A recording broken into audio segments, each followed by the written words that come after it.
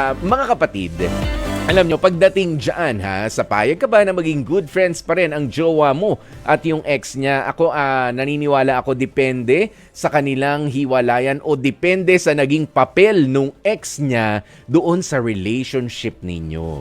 Lalong-lalo na kapag merong history.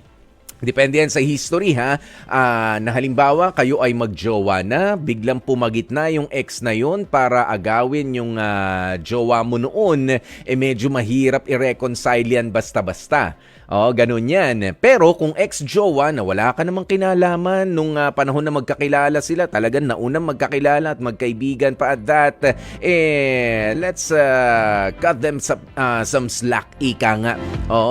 Hayaan mo lang na magkaibigan. Basta, meron syempreng limitasyon. Pero ang pinakamaganda ho talaga dyan na magiging friends pa rin yung jowa mo doon sa ex niya ay yung ipinakikita